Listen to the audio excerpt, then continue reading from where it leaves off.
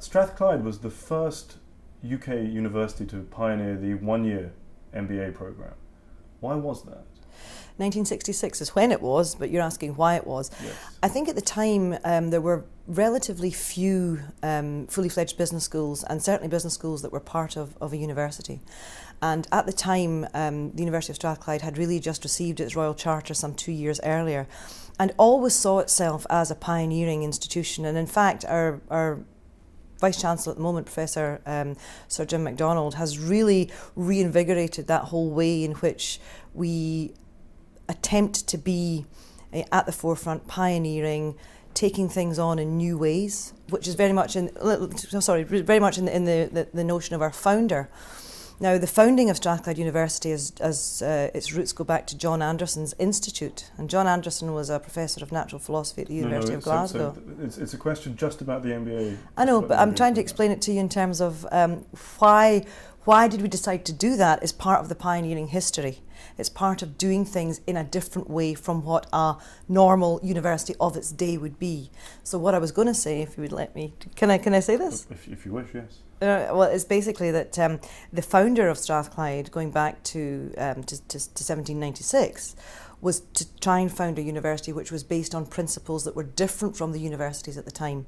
And I think that has been part of our history. I think it's part of our DNA. So starting an MBA from within a university setting would be something that we would do, because we would see that it had been, I mean, obviously I wasn't here at the time, but it was something that was commensurate with the kind of institution that we had always been. And now, what do you do to keep the MBA different?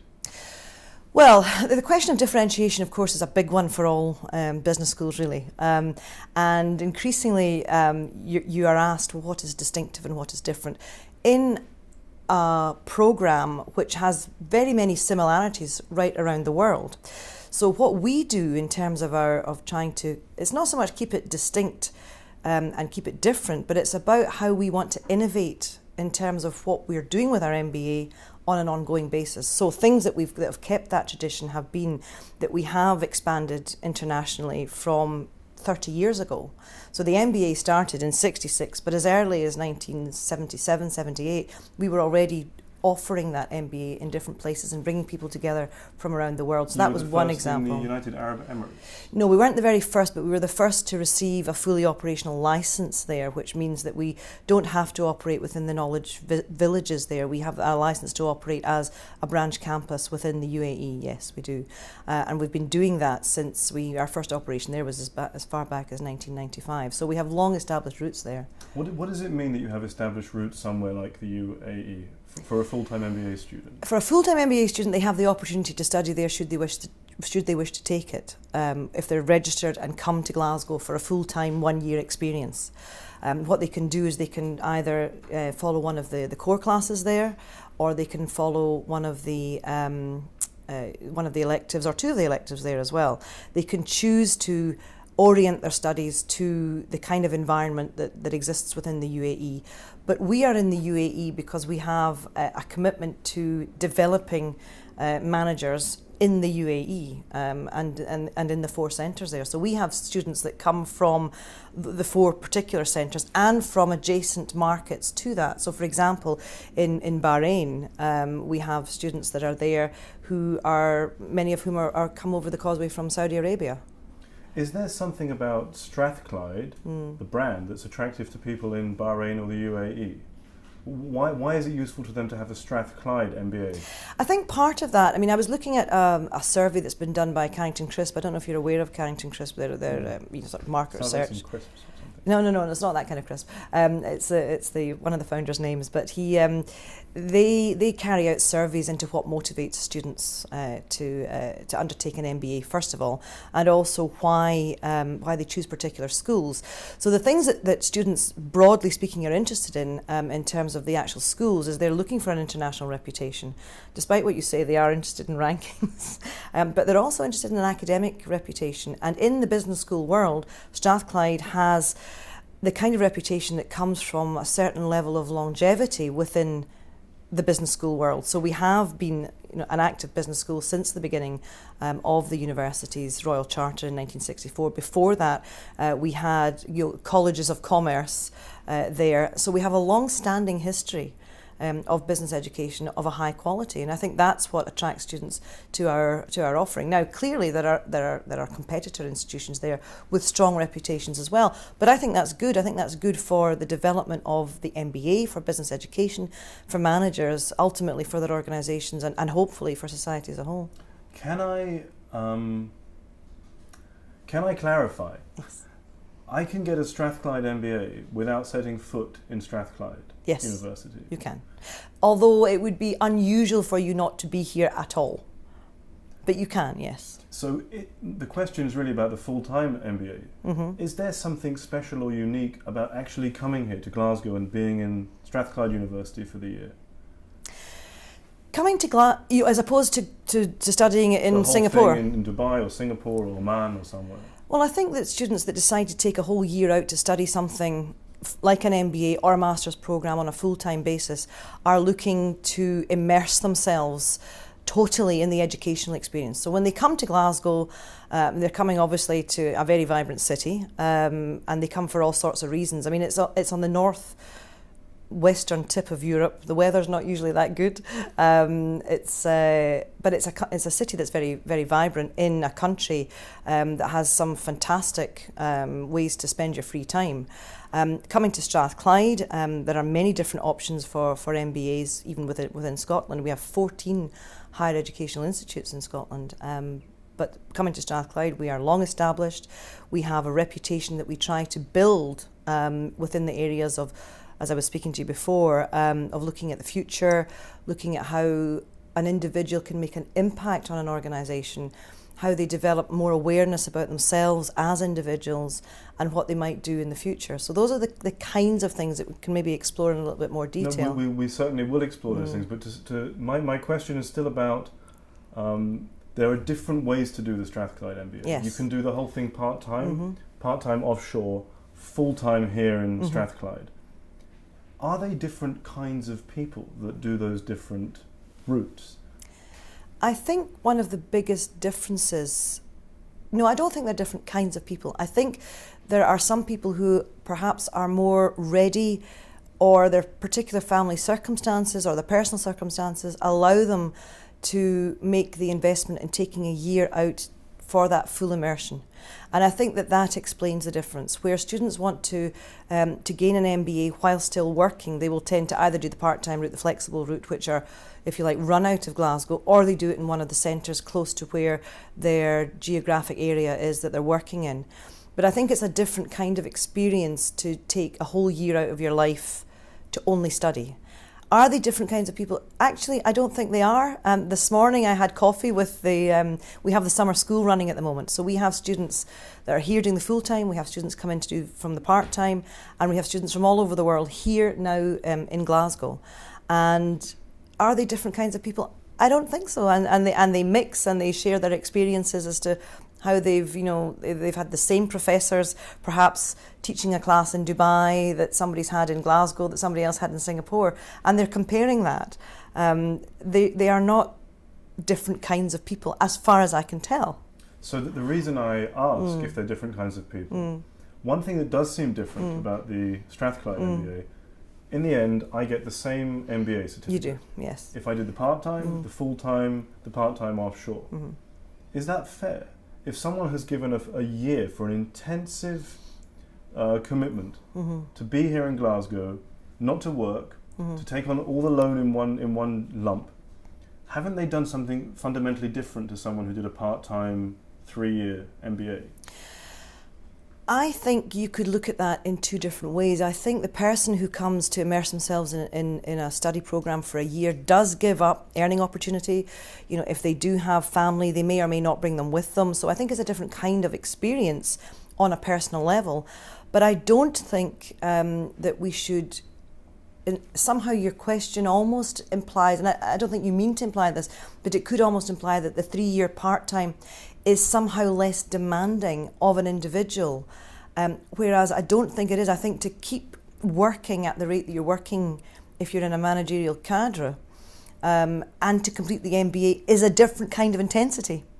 So I think it does warrant the same certificate at the end. We constantly review this with our students. We ask them whether we think that they would prefer to have executive MBA as something on their parchment, or something which delineates the different mode of study that they've had, perhaps internationally, but mostly, and we include the Glasgow students in this, mostly there seems to be a strong feeling of support for the fact that we do our best to deliver the one Strathclyde MBA internationally, whether it's here or in one of the centres. I'm glad to hear the students are happy with it. My question is only a minor one, which is, from the point of view of an employer, is it helpful to know from the degree name, from the qualification title, if I've got somebody in front of me who has a full-time course or a part-time course, or did it distance? Well, we work with our advisory board on questions, it is a minor point, but we do ask our advisory board and other people that we work with whether this is of any real significance to them. And broadly speaking, the answer to that is no. I guess it would depend on, actually, as much as the individual person sitting in an interview recruiting a student, whether they personally valued the fact that somebody had completed an MBA while still working, or whether they had made the investment to do the full-time programme. And people will come at that with their own views and their own ideas about which is the one that they would value most, that perhaps they will then transfer on to somebody they're interviewing. But it's not clear from the certificate. They'll have to, in the discovery of the person, in the CV covering letter, they'll discover that this candidate had a different kind of MBA. But it's not a different kind of MBA. They did the MBA by a different route. Is what they would find out. Okay. The international campuses. How does it work? You mentioned now something that I didn't understand from the website, which is I can actually study part of my MBA, my full-time 1-year MBA, abroad. Did I get that right? Yes, you did. Yes. So I can go to Dubai for 3 months? No, you wouldn't go for 3 months. You would go to do one class. Which would if be you want for to do what period of time? It would be for around a week. It would be to complete a class in a block teaching format whilst we were teaching in that particular centre, if they wanted to go to Dubai or Malaysia or Singapore or Hong Kong. Could I do 9 such weeks during my full-time MBA? You could, but it's unlikely that you would do that because it's going to be costly.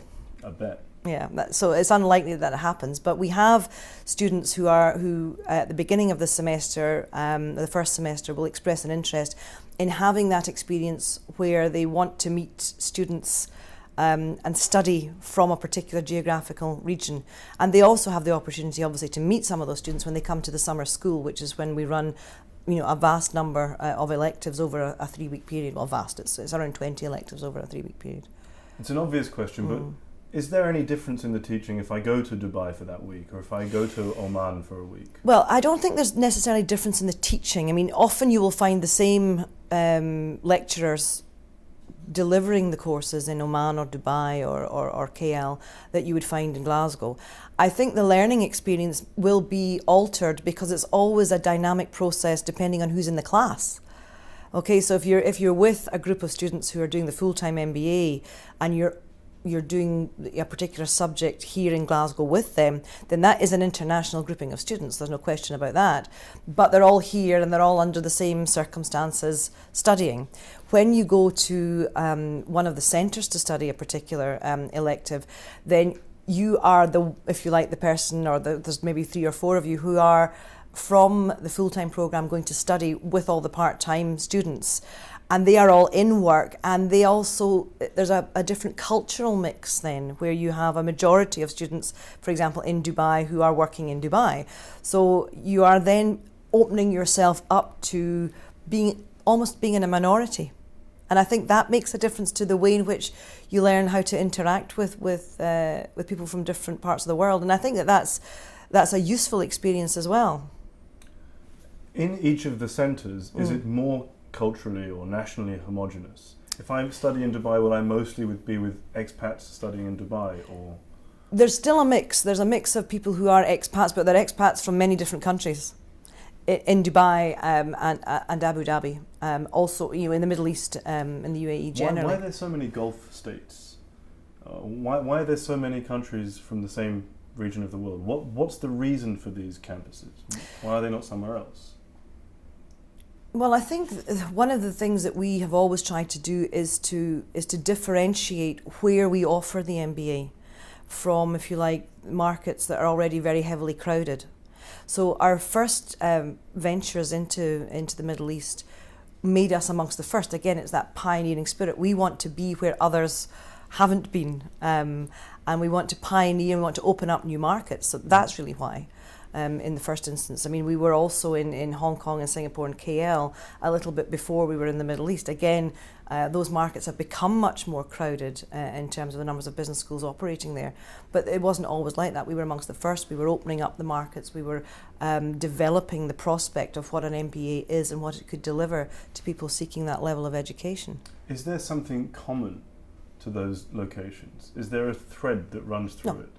They just happen to be where they are because... They're places where we have looked at where there is a need and a demand for this kind of education. So at the moment, and I'm not going to give away secrets, but at the moment we're looking at new markets, again, as to where we can expand and develop the concept of MBA teaching and learning.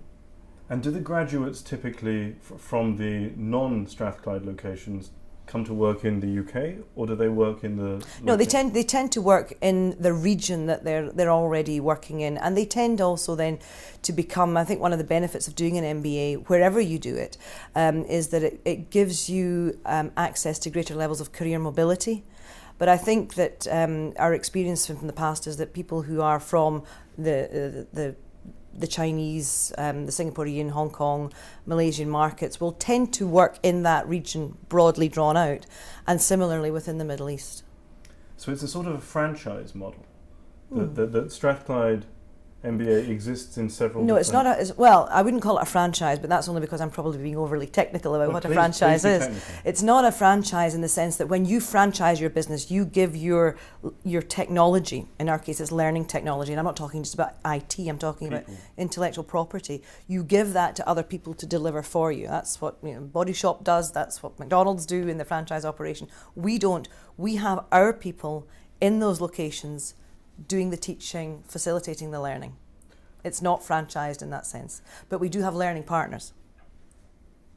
I understand. Right. Does that mean then that the teaching staff from the Strathclyde MBA is quite stretched, that the same staff need to get to several different locations? Well, not really, because we have team teaching, so it's not everybody. So for example, I'm a professor of marketing, okay, but I work with my colleagues in the Department of Marketing, and we agree on what our syllabus is. We agree how we're using particular case studies in a given year. We agree on what our assessment methods are, and several of us will go to 2 or 3 different locations. It's not one person doing all 9. We're based in teams, and that's the same for all of our departments. You see, the thing about Strathclyde Business School is that we're a large business school that's founded on very strong disciplines that are housed across our 7 departments, so there are teams of people that teach. What does that mean, the 7 departments? Do you mean there are 7 academic departments? Yes, there are 7 academic departments. Inside the school? That make up the school, absolutely, yes. Well, typically, I don't know the list well, of 7. The list of 7, there's a Department of Accounting and Finance, there's Economics, there's Entrepreneurship, there's Management Science, and there's Marketing, and I missed one out, HRM, Human Resource Management. Do each of those departments teach their own degree courses? Yes, they do. And so where does the MBA live? Is it above them or underneath them? It's across them. Right, it's integrated across them. We have an operating unit that is run by a director, and that's the sort of the operations directorate for the MBAs. But that's really just all the machinery, the mechanisms that underpin the MBA.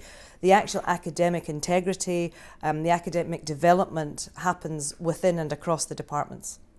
So who's in charge of synchronizing all the needs or wishes of those 7 different departments? I'm pausing because the way you ask the question, it's synchronizing the needs of the departments. The departments feed into the MBA in ways that I think benefit the students, because each of the departments' research base is at the forefront of that particular knowledge domain. So, for example, we have economists that are researching obviously different economic theories and economic practices. It's the same in marketing, it's the same in management science, and they are bringing the best of what they have to the development of the MBA. Those teams have subject leaders for the MBA that meet regularly to discuss how all of this is looking as it comes together. So it's a very collegiate approach to how we develop that MBA. Around that sits the mechanism, which is run by an operations director of the MBA, and there's an academic director of the MBA. And there are other academic managers of the MBA in the different centres as well.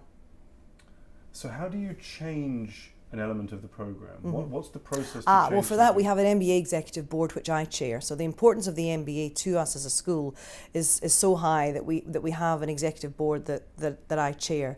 And alongside that we have various sort of deans. We have a vice dean academic. Our director of the MBA is an associate dean of the school.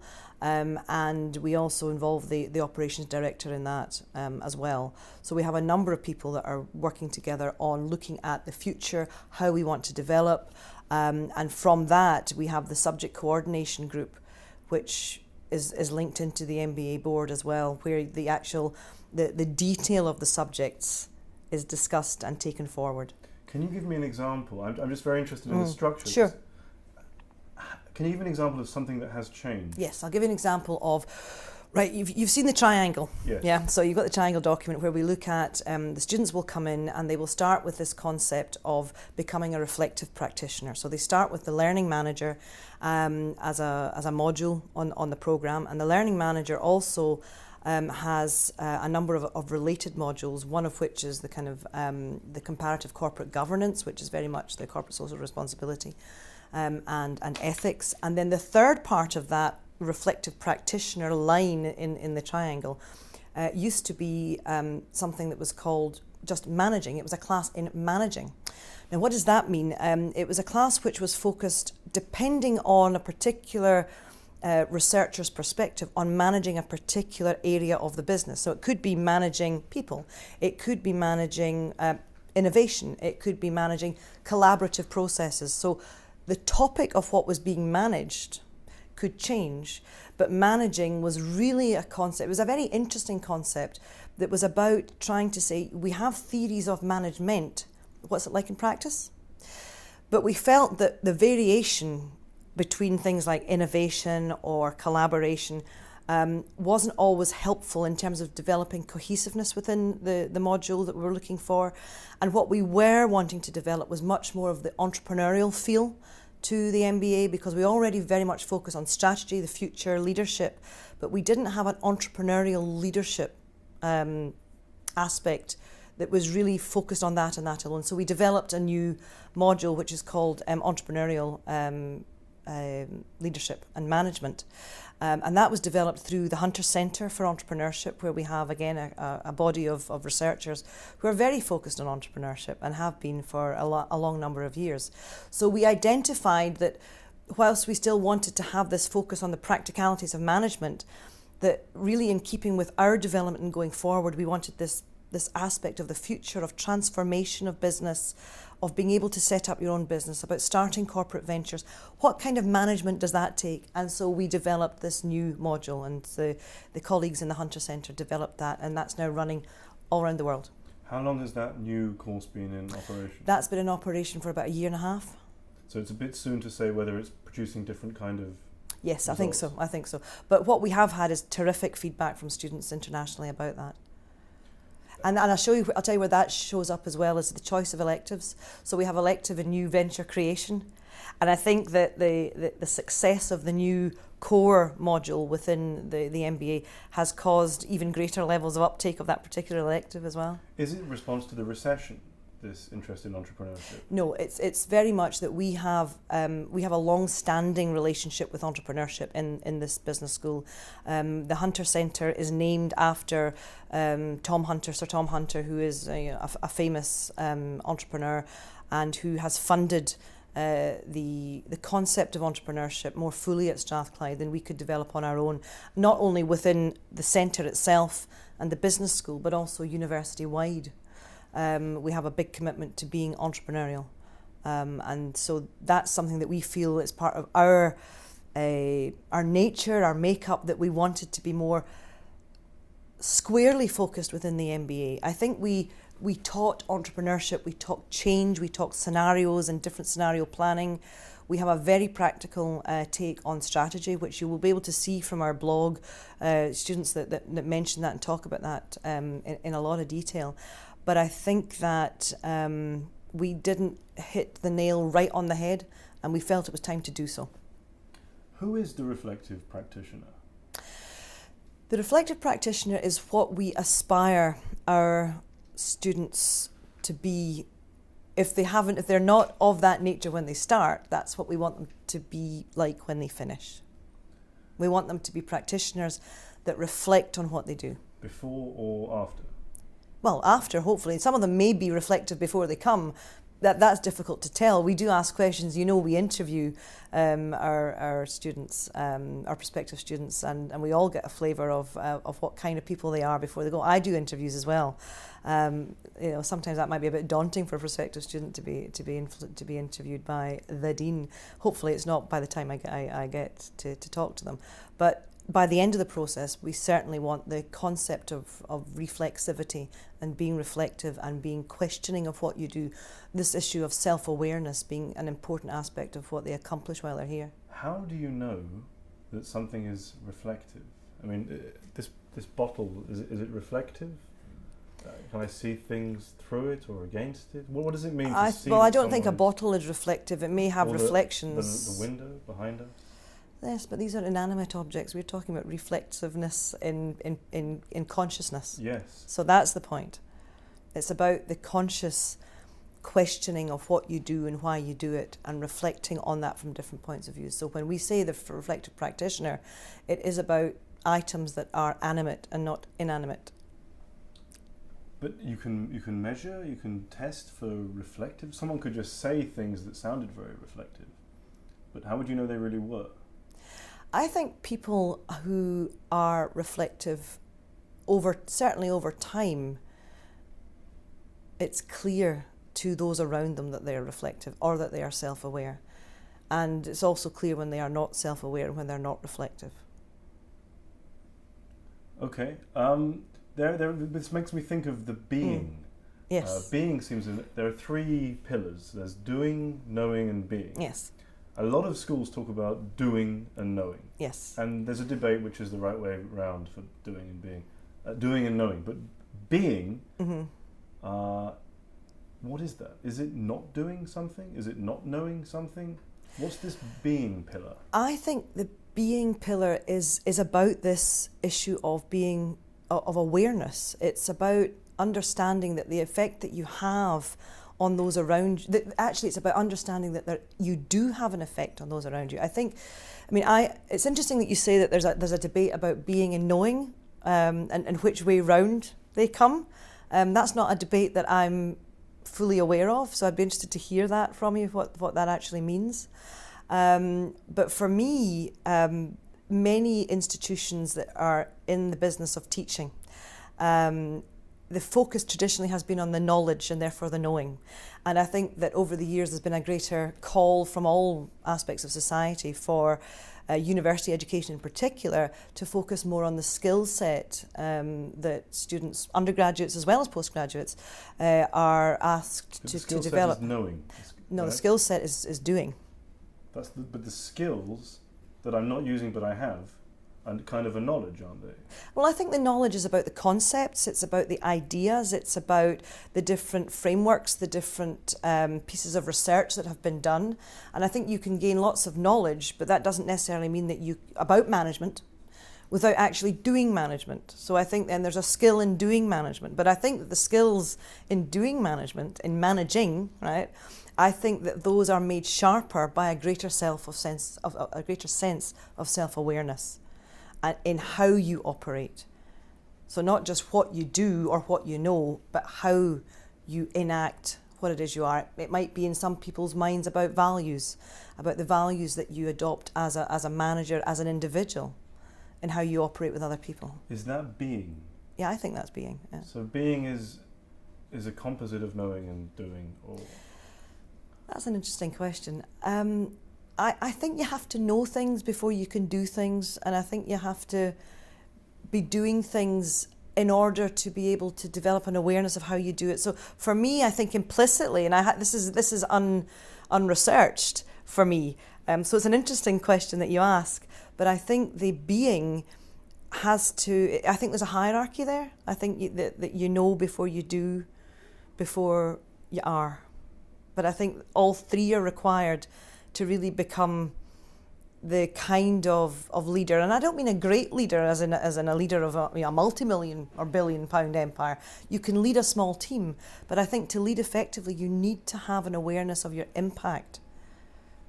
And I think that's the being piece. Okay, just being and self-reflexivity, then it sounds kind of New Age, or even Buddhist, the idea of who you are and independent of what happens, that's who you are. But I guess this is not a program for hippies. No, it's not a program for hippies. No. Okay, is this a program for specialists or generalists? I think this is a program for generalists. What we try to do here at Strathclyde with the MBA is to help people become better managers. Okay, and I think that within that, becoming a better manager is about understanding the breadth of the business, understanding the breadth of perspectives that are there. But our focus is very much one on the future. So when you come to Strathclyde at the beginning, you will look at the international business environment, you will look at the traditional concepts of strategy and what describes an organisation, whether that's a profit-making organisation or a non-profit-making organisation. And then you will go on from there to look at how different parts of the business work, and you will end up looking at how you then conceive of different futures for that particular business, maybe even for yourself, maybe for a small enterprise. We have a reasonable number of students who go on to create their own businesses, and that's important for us because it's about transformation and it's about the way in which you can make your mark on the world. And actually our work with our MBA students and the way in which we've developed the MBA has been fantastically reinforcing, because, and I know this is about an MBA that you're interested in, but we are actually transferring that into our undergraduate programs as well, and trying to give our undergraduate students a sense of the responsibility that they have to change themselves constantly and to be able to change organisations that they go into as they see fit. So the mantra has taken off about entrepreneurship? Yes, definitely, yeah. And it's helped because we're in an institution which is, if you like, has rediscovered its entrepreneurial roots. From necessity or from wish? I think from wish. I think the identity of this institution from Strathclyde University has always been, as I explained right at the beginning, about founding something that was based on this concept of useful learning. Now, I don't want to split hairs here because I am passionately in favour of all learning, and I don't actually believe there's such a thing as useless learning. But nonetheless, if you walk around the campus here and you say, what is Strathclyde about, to almost anybody, they will know this phrase, a place of useful learning. And it's something that gives us an organisational glue that binds us together. And that utility and the application of that utility for the benefit of organisations, of individuals and of society is something that's actually very passionately felt. There has been a discussion in these interviews, previous interviews, if business schools should be responsible for something as important as education. A business school is a business at the end of the day. You have a marketing team, you need students to sign up for the course to have enough funds to run everything. But to try to educate people on the one hand and have that pressure of being a business on the other, is it realistic? I think many educational institutions have to be and are indeed businesses. I mean, there's a very interesting book that was written and published last year about, and it was a US book about the demise of the publicly funded university in the States, and about how the big institutions that thrive and grow in the States are increasingly having to raise funds and finances from increasingly commercial activities. Now, I don't think, therefore, that business schools are alone in being businesses in their own rights. I think your question's an interesting one from the perspective of looking at how do you educate managers. And that there is a view, and I think it's quite an old-fashioned view now, that the best thing for an undergraduate student to do is to go and study whatever it is that they would like to study, and it may well be history, or it may be something from the humanities, it may be engineering, or whatever, and that only after they've had a couple of years' experience should they come in to really study management.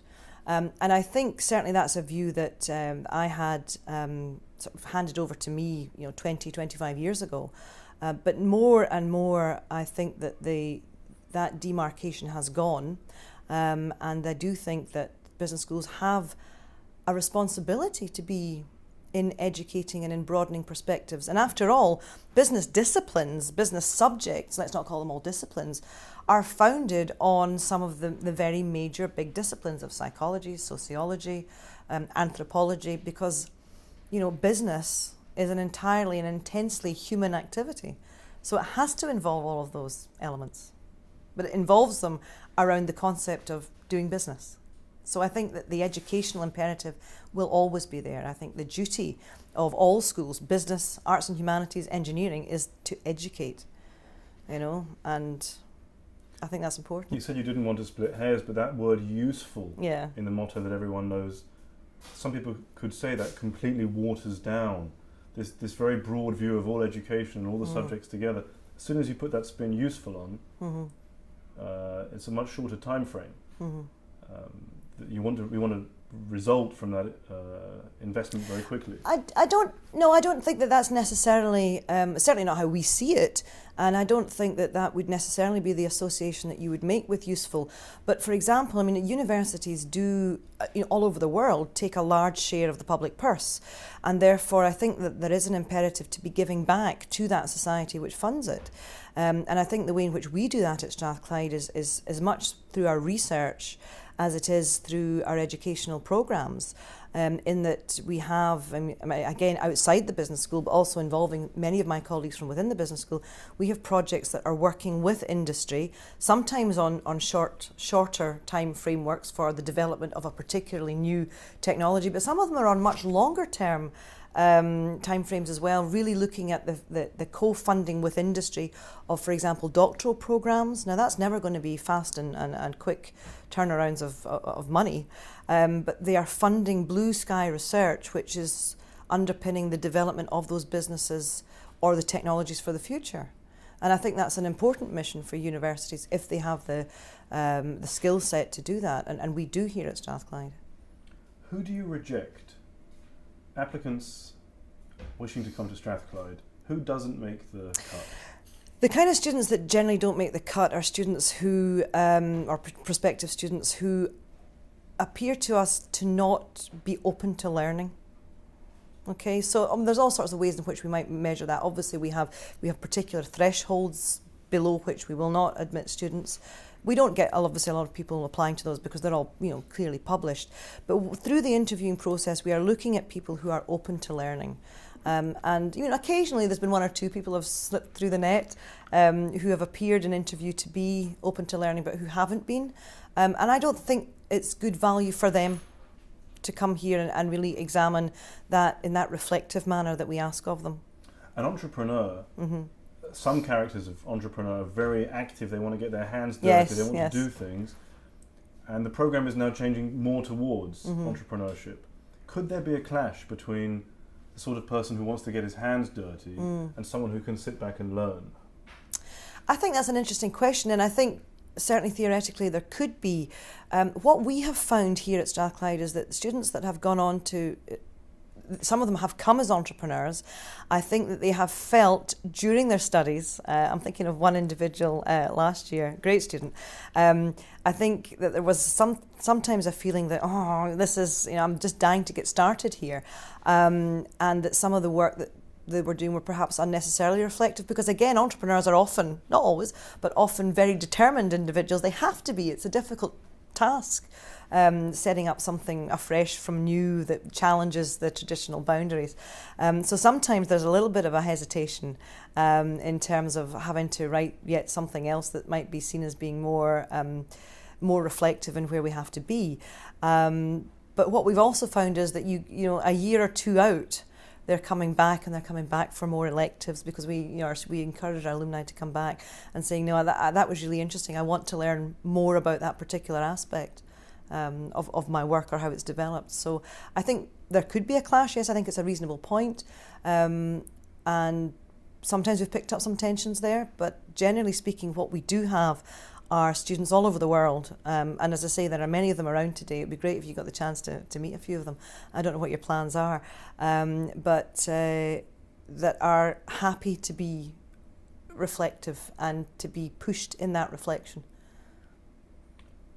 Is there a question that I haven't asked you that you would like me to ask you? I would like you to ask me the question about the self-selecting modularisation of the MBA. What does that mean? Well, you told me about it, about the idea, the more of the cafeteria approach, and how we might, or what do we do in terms of allowing students to have a completely free choice of what they do when. I mean, I could notice that it's the same lecturers, it's the same accreditation. If I'm in Dubai or Oman or Strathclyde, I'm basically doing the same thing. Yeah. So there's a cookie cutter feel to the course. And just whether there's any tension there, because students are not fresh out of undergraduate. They've been working, they have different experiences to bring to bear. So yes, what's tailor-made in the course? There are elements of the course that can be tailor-made. So, for example, in every centre, at every different cohort, we have the consulting module that students work with, but that is different from cohort to cohort, from class to class. That's the strategic consulting. Yes, strategic consulting and practice. That's always with an organisation. It's always work that's done for an organisation, and that changes all the time. So that's one element where it's perhaps tailor-made is the wrong descriptor of that, but certainly where it changes, and therefore it's not exactly the same a organisation that students are working with on a worldwide basis. And then of course there are different electives as well. The elective choice is there for people to pick and choose as they want. And of course there is also the project. Not all MBAs have a project stroke dissertation, but we do, and that's also very much focused on the individual needs, and we work with students very singularly on that. But you can do it in a group, I noticed. Yes, you can do it in a group as well. Why would somebody want to do that in a group? I think sometimes if they want to work with an organisation, the problems that an organisation has are multifaceted and probably need more scope than one individual student can give within the period of 2 to 3 months that they're doing that work over the summer. That makes sense for the organisation, but does it make sense for the student? Well, they don't have to do it in groups. So again, because it's fairly self-selecting in terms of whether or not they do decide to do it in groups, then I guess we are relying on the fact that they do it in groups to mean that they want to. And certainly they have long-lasting relationships after the group work has been done. Usually they form relationships throughout the time that they're studying, and there's things that they want to do together. They maybe have a business idea that they want to try out in the dissertation world, or as I say, sometimes there's organisations that are saying, well, we're looking for some work to be done in the following areas. It could be separate, it could be together, but it's negotiated. It's not something that's foisted upon them in any way. But one thing that I would say is we don't subscribe to the view that you can come in on day one and you can decide from everything that is available the particular format that you would have for you. There are schools that do that, and I can see there's a logic behind that. But we believe that you need to start with an understanding of business environment, and we also believe that you need to have certain components in place before you actually look at strategy.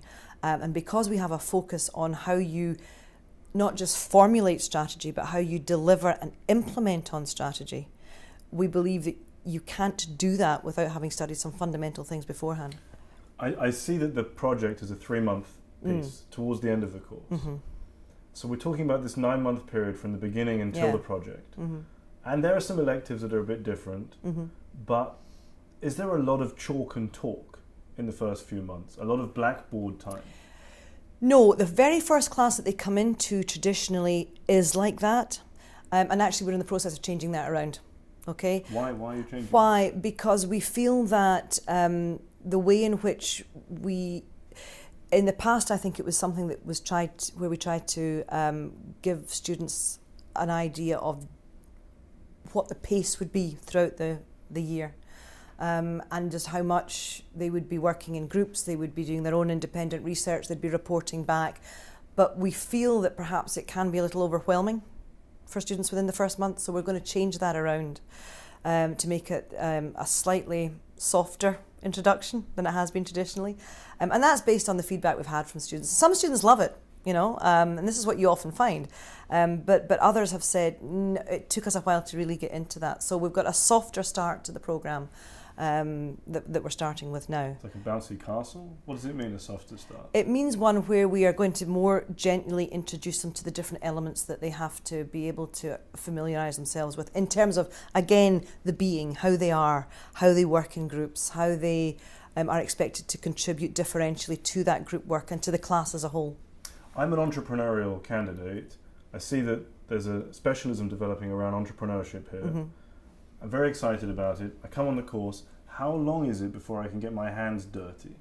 Well, you'll get your hands dirty pretty soon, pretty early on, because when we ask you to develop scenario planning, which we will ask you to do in the first semester, then you are developing scenarios for a particular business or set of businesses that you'll be working in a group to do that. That might be your frustration as an entrepreneur if you want total control, but you will be working on a particular problem and looking at what are the scenarios that are facing this organisation now and in the future. So that's still theoretical, isn't it? Well, no, there are theoretical frameworks to help you do that, but you have to do it. But am I doing it, is it a case study or is it a real scenario for a real business? It will be a real scenario for a real business. And will I see something happen? Will I feel invested in the outcome? What you will feel is when you report back to the particular business, you will get a sense of how much they are engaging with what you're saying. And indeed, we do have students that carry on relationships throughout their year and maybe onto their project with the work that they did in the original scenario planning.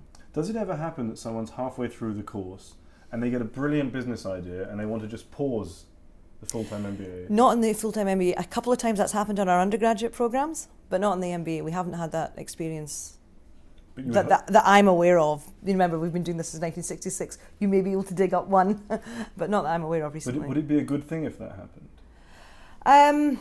Would it be a good thing if that happened? I believe that if it's halfway through the course, there is very rarely a time where they would have to start the business then and there rather than finish the course. I think finishing the course will give them the final set of skills, the greater levels of awareness to be able to achieve what they want to achieve.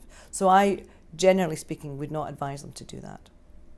Unless there is somebody standing there, a venture capitalist saying, well, it's either in the next 4 weeks or not, then we would have a conversation. But I would ask the venture capitalist to come in and say why. Why is it this time dependent?